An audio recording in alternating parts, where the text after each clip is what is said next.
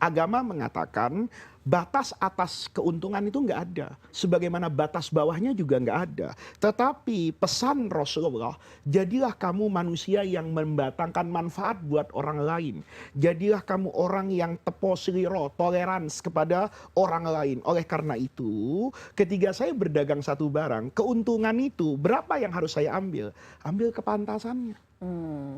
Ketika ada orang membutuhkan dengan kebutuhan yang luar biasa, maka saya boleh saja kan mengambil keuntungan yang sedikit dengan niatan ini etika. Kalau kita sebaliknya, ketika itu banyak peminatnya, harganya menjadi naik. Nah, ketika naik ini berdasarkan usaha nggak apa-apa. Misalnya ada orang, ya kita bisa lihat kalau di zaman Nabi itu kurma basah, turutop. Itu kan tidak bisa dipetik dan tidak bisa dipanen pada setiap masa.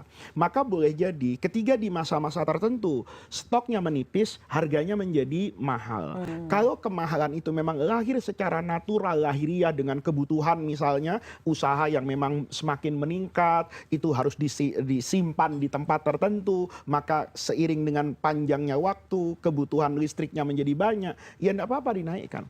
Tapi ketika dia memilih untuk tidak menaikkan, maka di sana ada keuntungan yang berbeda, keuntungan yang datangnya dari Allah. Nah, ini saya sampaikan agar orang mengerti, agama itu punya dua sisi kan. Ada sisi aturan baku namanya fikih, ada sisi aturan di sampingnya namanya akhlak. Nah, orang tentu kalau sudah memenuhi kriteria fikih ini halal, tapi belum tentu baik dan pantas. Tapi kalau sudah mengambil akhlak, dia pasti memenuhi kriteria fikih dan ada bonusnya, dia memiliki tambahan kebaikan. Contohnya siapa? Sayyidina Utsman. Sayyidina Utsman itu pedagang yang luar biasa itu. Dia mengambil keuntungan dengan keuntungan yang wajar sehingga beliau menjadi orang kaya.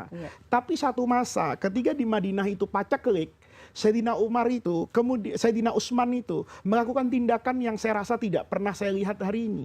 Begitu paceklik, tiba-tiba kafilah dagang dia itu import barang dari Syria itu banyak sekali di atas pelana kuda. Maka setelah selesai sholat Jumat, itu semua pedagang besar, ini grosirnya Sayyidina Utsman ini, pedagang besar Madinah kumpul. Kata mereka, wahai Utsman, kami tahu sekarang sedang masa yang sulit, maka pasti semua pedagang ingin menaikkan harga. Maka kami akan membayar barangmu yang harganya 1, kami bayar 2. Kata Utsman, saya nggak mau. Kalau gitu sudahlah, kata mereka, kami naikkan deh. Yang 1 dinar di Syria, kami bayar 3 dinar di Madinah. Kata Sayyidina Utsman, enggak, saya lebih dari itu maunya. Maka dinaikkan terus nih, sampai tinggi. Nah, mereka pada batasan 1:5.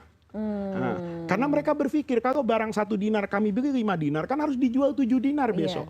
Keuntungannya tipis dan belum tentu laku karena harganya terlalu tinggi. Utsman bilang, nggak mau saya. Kata mereka, lalu kamu mau jual berapa? Lebih dari itu. Kata mereka, kami ini semua pedagang di kota Madinah, nggak ada lagi yang tidak ada di ruangan ini, dan kami hanya berani 1:5. Lalu siapa yang berani lebih tinggi dari itu? Kata Sayyidina Utsman, ada. Ada orang, ada yang mau membayar saya dengan 1:10, bahkan 1/700. Kata orang-orang tadi, tengok-tengok, siapa pedagang ini? Allah. Yang menjanjikan satu kebaikan bi asyri amthaliha, 10 lipat, wallahu yudhaifu liman yasha, dan Allah bisa saja melipat gandakan sesuka Allah. Maka hari ini dagangan saya gratis, saya bagi-bagi. Nah, Subhanallah. itu konsep dalam beragama. Jadi ada masanya orang itu memetik keuntungan yang halal secara agama, tapi ketika dia sudah cukup kaya dengan stok yang banyak, bahkan boleh jadi dia menjual itu tanpa keuntungan sama sekali, bahkan mensedekahkan, bahkan boleh jadi rugi di sana. Oke, baiklah.